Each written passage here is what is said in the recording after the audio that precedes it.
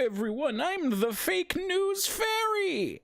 I'm here to teach you about fake news. Try not to get confused. The topic of fake news is very confusing and very, very riveting.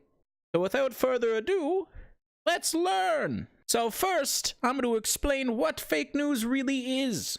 So fake news is when someone or something hides deliberate falsehoods as news, usually to make money or to spread fake facts to push their message, just like the Russian bots in the 2016 election. Now, that could sound confusing, but all you need to know is that fake news is a lie told to you as news. So now that we know what fake news means, I'm going to tell you about the different types of fake news. Yeah, I bet you didn't know there were different types. Well, there are. The first type is called fabricated. This is where nothing you're seeing is true. The facts, they're fake. Any photos? Fake.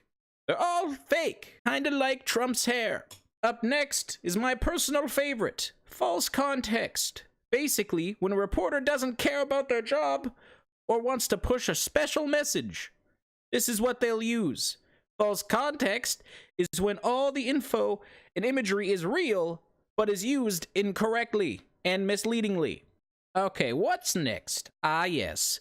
False connection from headline to content. So this just means that they use a fancy, flashy title to draw your attention and get you into the article, but it has little to nothing to do with the actual content. Also known as clickbait, this is every YouTuber's best friend. Next up, we have manipulated or misleading. This is when the content is distorted to fit someone's message they want to convey. Lastly, we have satire and irony. This is when people want to provide commentary or their own thoughts on topics through comedy or parody. Probably the most famous company that does this is The Onion. It's important to remember that fake news is meant to bring out an emotional response. Usually they use shock value or pull at your heartstrings to get you to either share or to click on their article.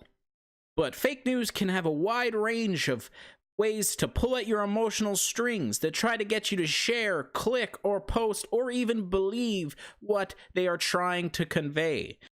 Okay, so now that we've talked about that, we're gonna have to talk about media bias and filter bubbles.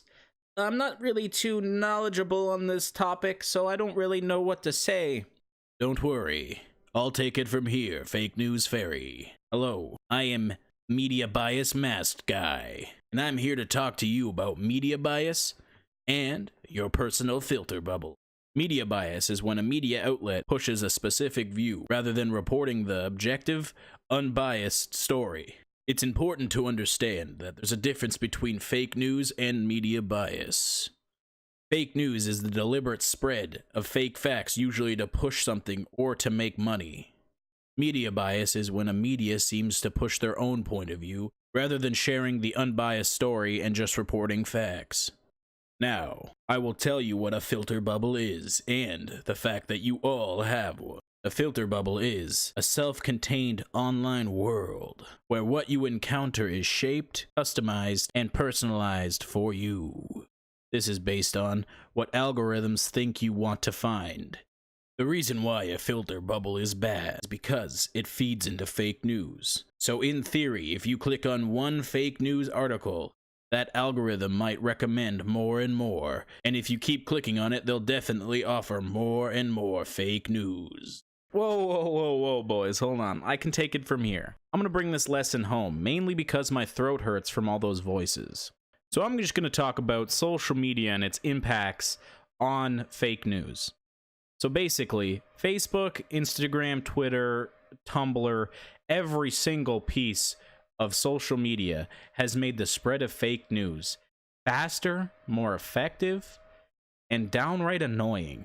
Facebook provides ad services where fake news companies will actually pay for their fake news to be ads on Facebook. I've seen multiple. In the world of social media and how fast people can get information, it has made the spread of fake news even worse.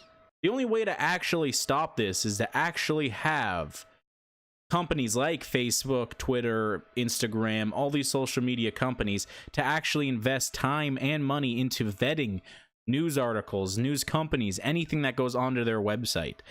But the plain and simple fact is they won't.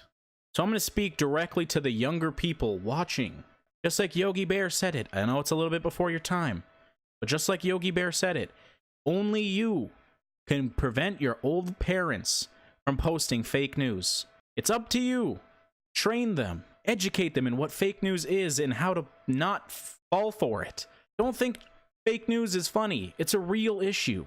It has real world effects. It can affect democratic elections. Like in 2016 with Russian bots posting fake news articles about Trump and about Hillary. That's terrible. It affected the free world's decision to see who they want. The best way to combat it right now is to go to trusted media sources, despite their biases. Fox, CNN, the Globe and Mail, CTV, any old stream media, anything. New York Times, the Star, the Toronto Star, anything. Except Facebook, Twitter, Instagram, MSN, all that stuff is not vetted and is not trustworthy. I hope I got to teach you, and my two friends got to teach you a little bit about fake news.